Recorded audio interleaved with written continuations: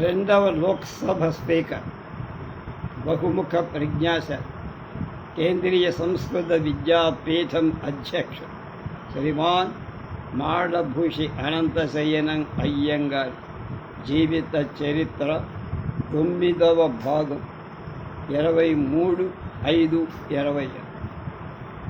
శాసనసభా ప్రతినిధి వర్గ నాయకుడై విదేశాలకు వెళ్ళిన అయ్యంగారు గొప్ప స్పీకర్గా మాన్యత పొందారు. అయ్యంగారి మనవరాలు కల్పనా రంగర్ తన తాతయ్యను గురించి ఇలా వ్రాసింది: అయ్యంగారు నిజంగా ఉద్యోగరీత్యా ఎన్నుకోబడ్డ గొప్ప అధ్యక్షుడు. వారి శక్తివంతమైన భాషణ ప్రతివాదుల మెప్పు కూడా పొంది. ప్రశ్న వ్యవధిలో వారి హాస్యం ప్రవచన చెవులకు విందు కలిగి అయ్యంగారు ఒక నిమిషానికి 180 పదాలు చకచక ఉపయోగించారు. అందుకని సదస్సులు వారి ఎండక్ అనే జర్మన్ జలాంతర్గామితో పోల్చారు. డెన్ అంటారు బ్రహ్మాండంగా, ఇది ఎండక్ అని. విలువైన పారితోషికాన్ని ప్రజాసేవకై ఉపయోగించి పార్లమెంటు 100% ప్రజాస్వతంత్రంగా చేసే ప్రయత్నం చేశారు అయ్యంగారు.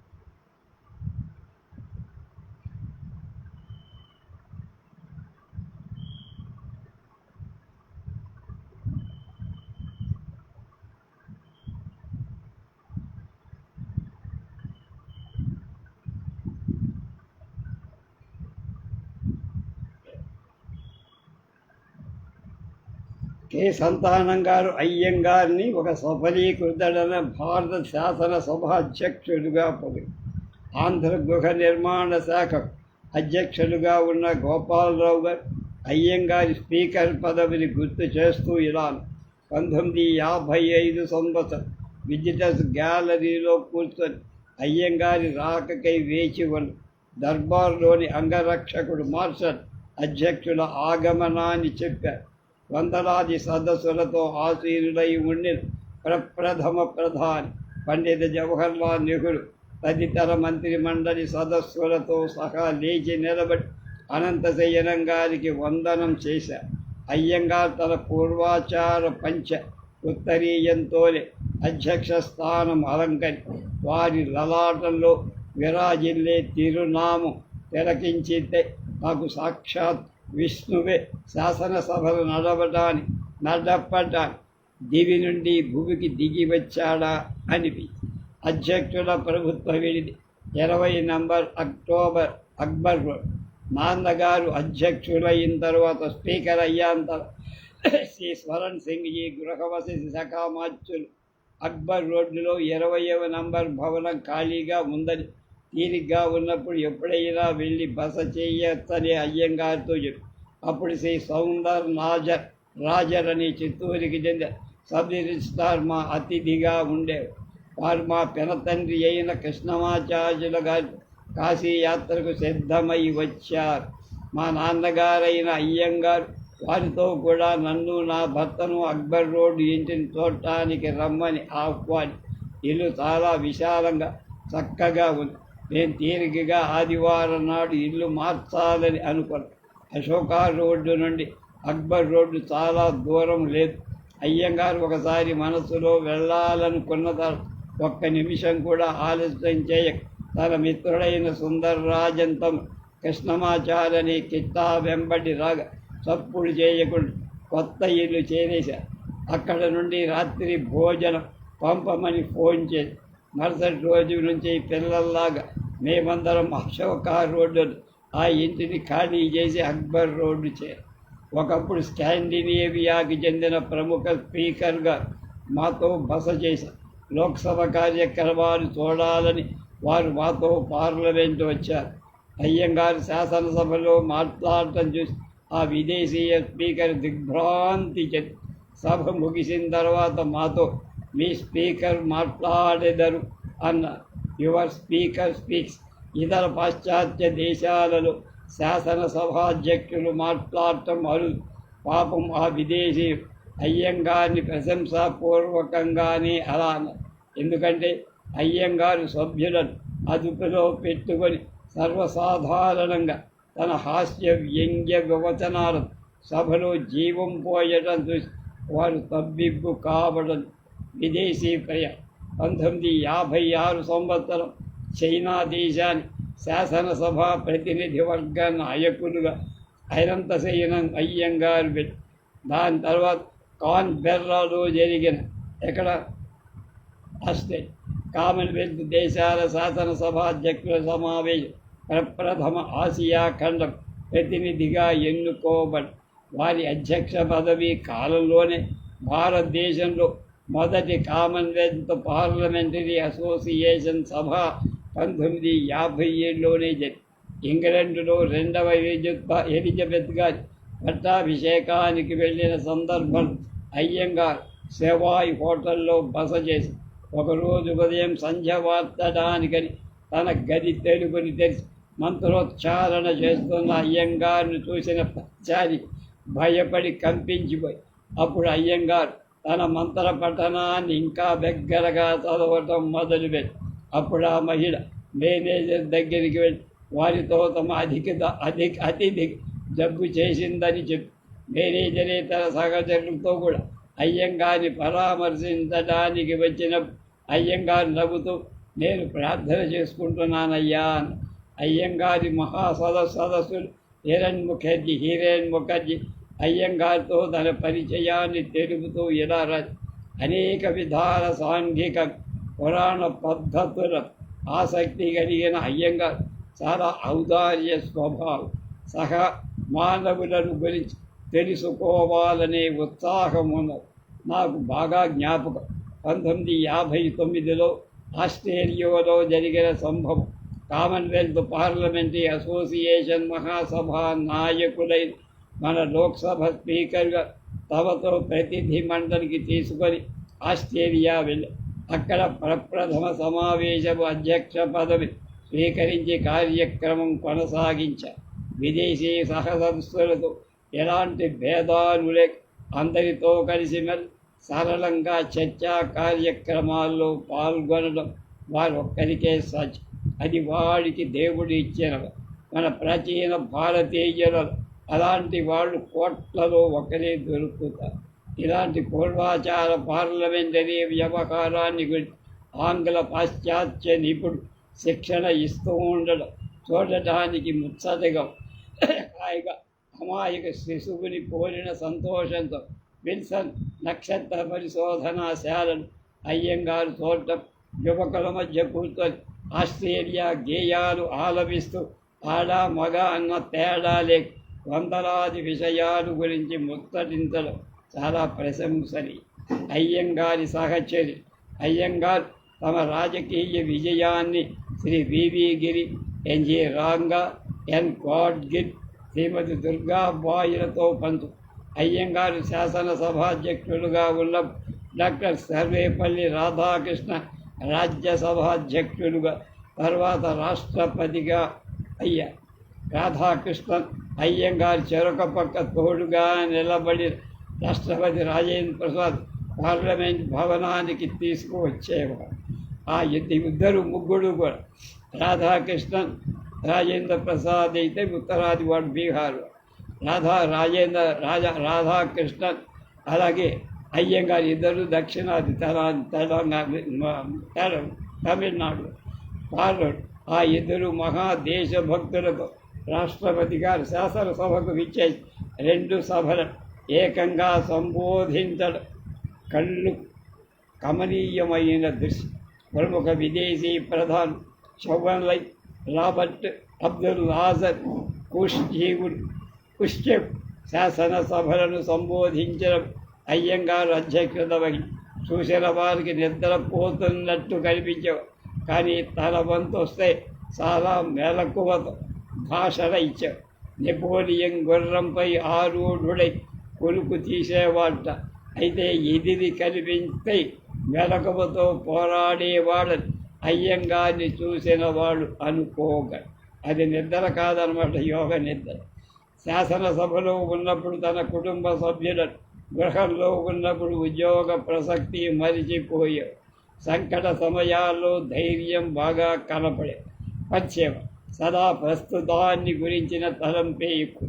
ప్రత్యర్థులు కూడా అయ్యంగారిని గౌరవించేవారు. వీరి సలహాలకు చెవి కొసగేవారు.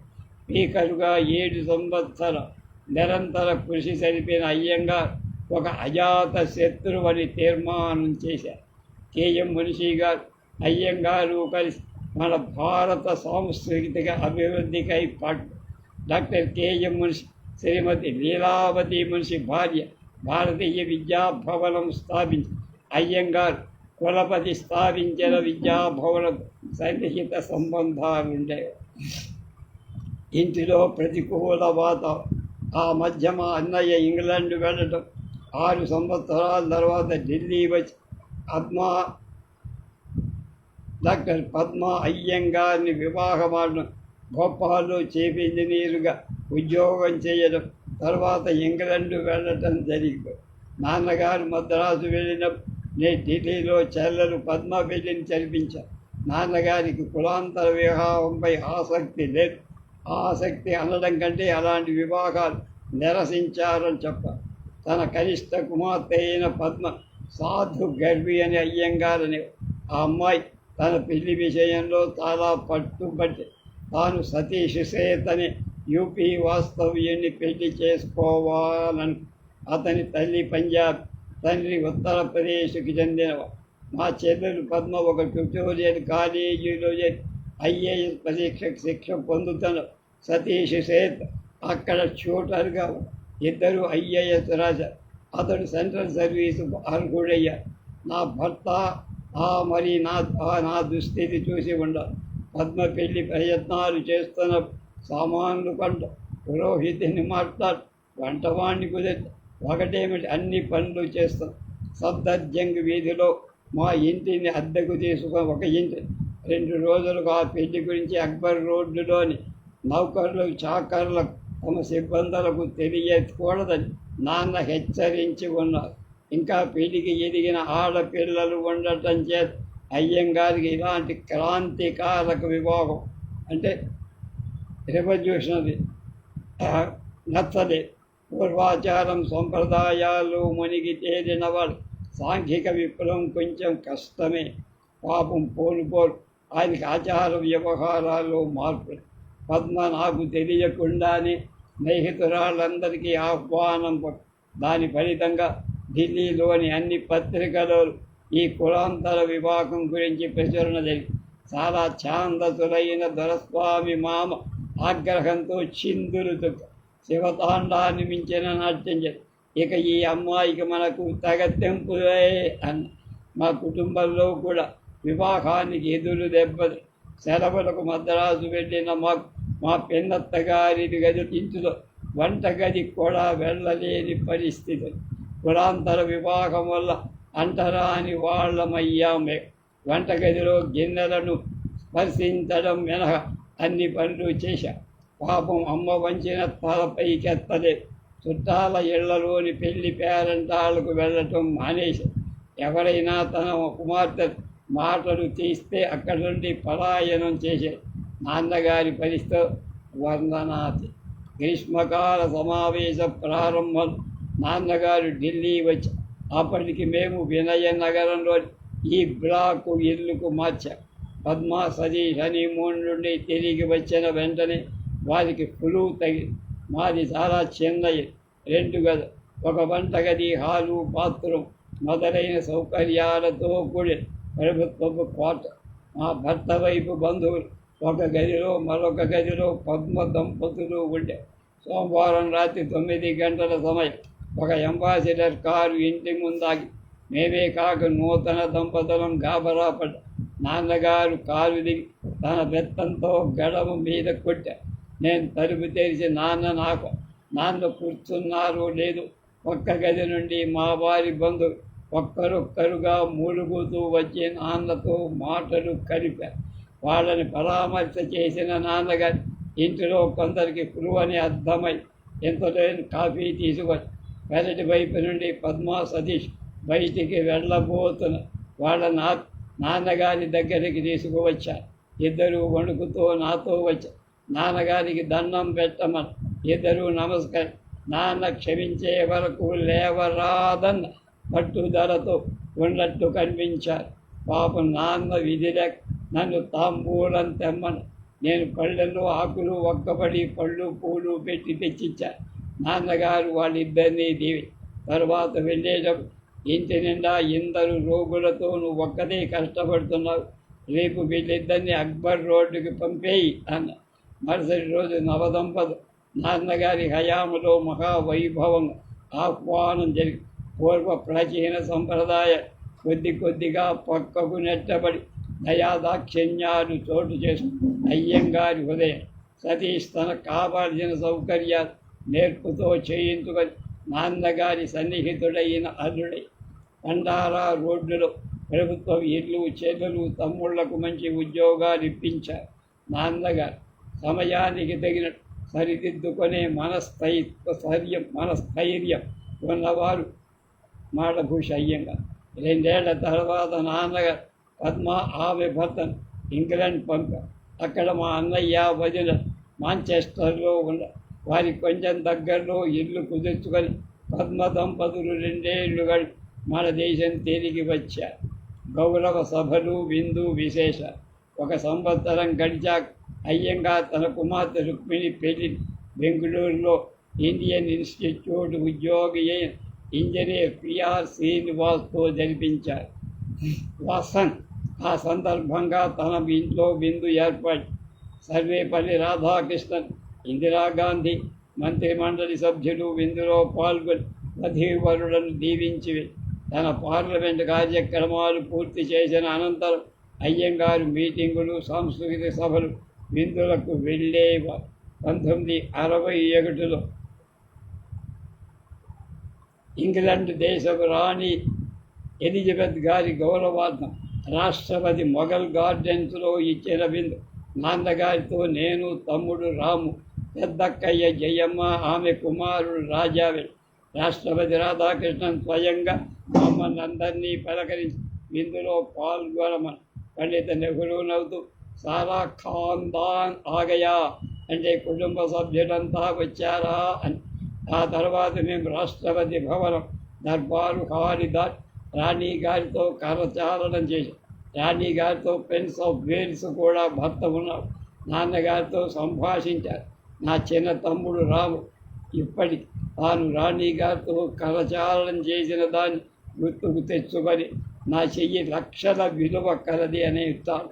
మరోసారి మొఘల్ గార్డెన్స్లో జపాన్ యువరాజు అకితో, అప్పటి చక్రవర్తి యువరాణి మిచ్చికోవ్ గౌరవార్థం జరిగి నాన్నగారితో సగా మేము పాల్గొనడం ఇప్పటికీ జ్ఞాపకం.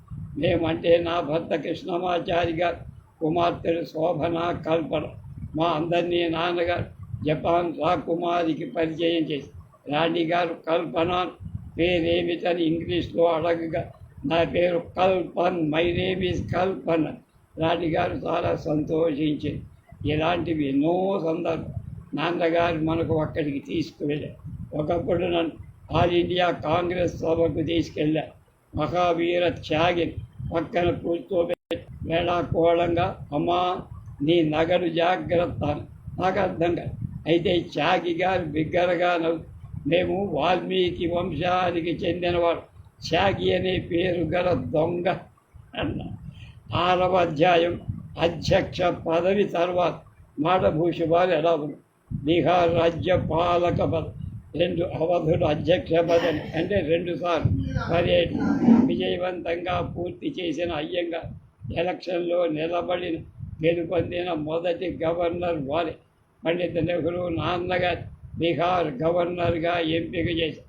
తను అధ్యక్ష పదవి విరమించిన తర్వాత వీడ్కోట్ సభలో మాట్లాడుతూ పండిట్ నెహ్రూ అయ్యంగార్ మన కాంగ్రెస్ కుటుంబంలోని సదస్సు, ఢిల్లీ శాసనసభ, రాజ్యాంగ సభ వారు చేసిన అద్వితీయ సేవ వారే ఎలక్షన్లో జయం పొంది ఎన్నుకోబడిన ప్రథమ గవర్నర్. వారి ఆధ్వర్యంలో శాసనసభ సజీవంగా కళ్ళకళ్ళలాడు. అయ్యంగార్ లాంటి మిత్రుడి వియోగం చాలా బాధకారం అన్నారు. ఈ విధంగా అయ్యంగారు చాలా సహోద్యోగుల నుండి సెలవు తీసుకొని కొద్ది రోజులు బీహార్కు బయలుదేరి పాట్నాలో రాజభవనం అయ్యంగారి ప్రభుత్వ విడిదై మీటింగులు, మహాసభలు, ప్రారంభోత్సవాలు వారి దినచర్యలలో ఒక అంశం. విధానసభకు పిలుపునివ్వడం, సంబోధించడం, వాయిదా వేయడం గవర్నర్గా అయ్యంగారి విధి. అయ్యంగారి సంభాషణ సంస్కృత పూరిత శబ్దాలతో చెవులకు ఇంపుగా ఉండే. హిరయన్ ముఖర్జీ గారు అయ్యంగారి వాక్కు పటిమను పొగడు. అయ్యంగార్ సంస్కృత పదావళి అవలీలగా ఉపయోగించి వారు మనస్సు ఉంచితే ఆంగ్ల ప్రావీణ్యాన్ని సంస్కృత ముత్యాల అలంకరింపజేసి భాషోన్నత సేవ చేసి ఉండే. అయ్యంగారి ఉపన్యాసాలు చెవులు రిక్కించి ఆదివాసీ పేదలు వస్త్రాలు, ఆహారం పంచిపెట్టేవారు అయ్యంగారు. అయ్యంగారి పాలనలు రాజభవనపు విందులలో మాంసాహారం లేదు. అయ్యంగారి మీద ఉన్న భక్తి విశ్లేషాలు అతిథులకు మంత్రముగ్ధులు చేసి సంతుష్టిగా శాకాహారం తిని వారు అయ్యంగారి ప్రశంసించేవారు. తమిళనాడు మాజీ మంత్రి ఎం భక్తవత్సలంగా బీహార్లో అయ్యంగారి అతిథిగా కొన్ని రోజులు అనంతశయ్యన్ గొప్ప అతిథి సత్కారి అని పిలిచారు. కె సంతానం గారు గవర్నర్గా అనంతశయనం అందరికీ సులభంగా ఆసనుడు కారణం చేతనే అధ్యక్ష పదవి తర్వాత రాజ్యపాలక పదవిలో విజయం పొంది. వారి హయాంలో బీహార్ రాజభవన్ ఎలాంటి మధుపానం, మాంసాహారం అందుబాటులో లేదు. అతిథులు అయ్యంగారి బ్రాహ్మణిక ఆచారాలు వ్యతిరేకించగా గౌరవి సుమనస్కులై విందు ఆరగించి వెళ్ళిపోయేవారు. నెహ్రూ అనేకసార్లు బీహార్ వచ్చి అయ్యంగారి పాలనకు సంతోషం వ్యక్తం ప్రజలలో ఎలాంటి వైషమ్యాలు, కలతలు లేకుండా శాంతి భద్రతను నెలకొల్పడం అయ్యంగారి ఘనత చాటు.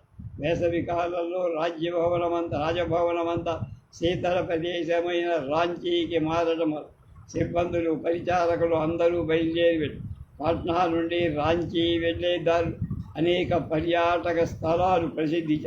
రాజభవనంలోని వాడు అతిథి హజారీబాగ్ స్టేషన్ పార్కు తరచూ దర్శించారు. గయా, బుద్ధగయ చారిత్రాత్మకంగా ప్రసిద్ధి చెందిన ధార్మిక స్థలం. అవి అతిథుల దృష్టిని ఎంతగానో ఆకర్షించాయి. బుద్ధగయలో బోధి వృక్షాన్ని దర్శించేడు విదేశీయులు చాలామంది వచ్చి బుద్ధునికి జ్ఞానోదయం జరిగింది.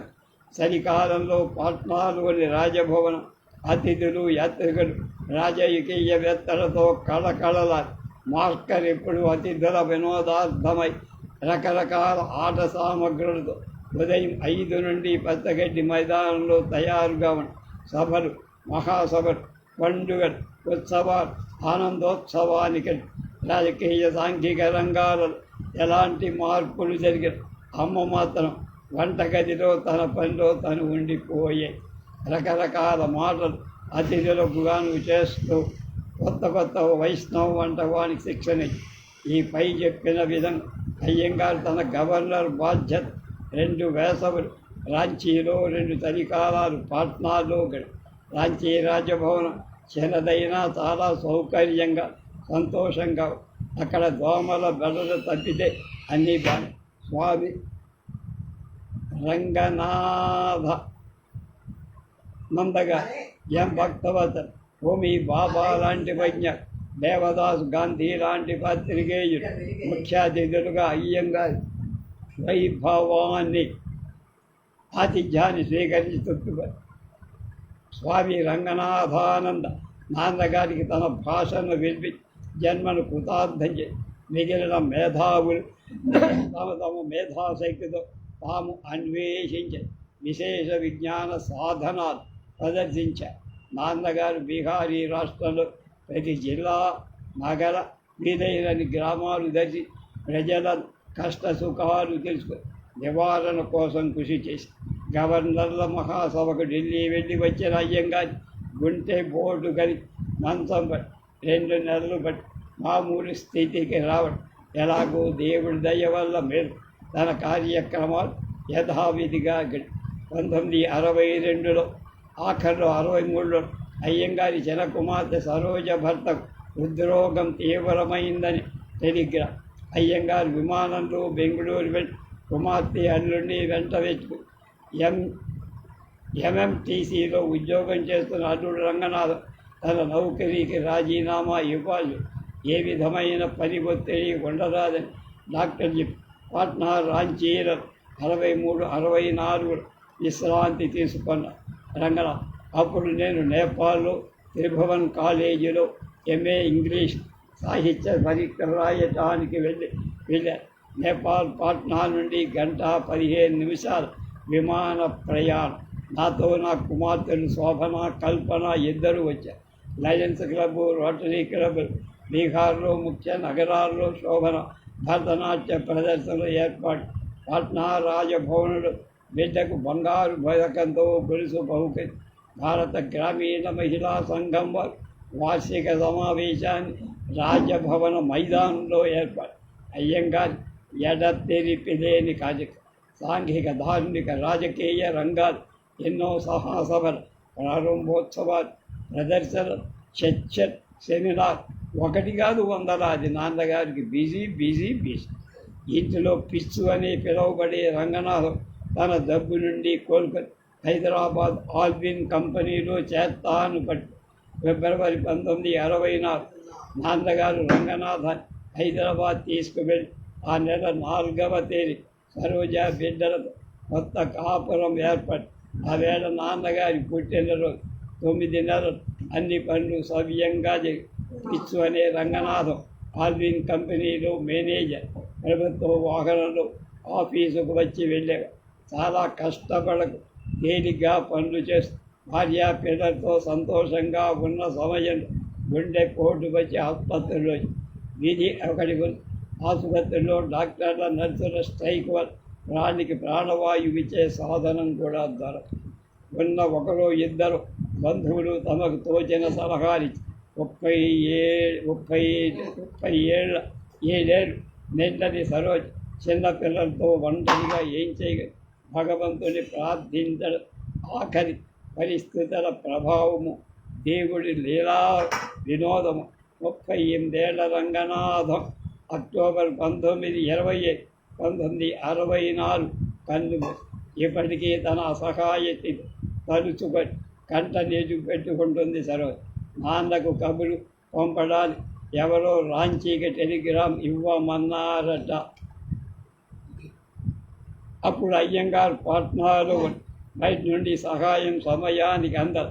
నాన్నగారు రంగనాథుడి మరణానంతరం హైదరాబాద్ అంత్యక్రియలు సరోజ, రమేష్, సురేష్ను తీసుకొని పాట్నా చేర.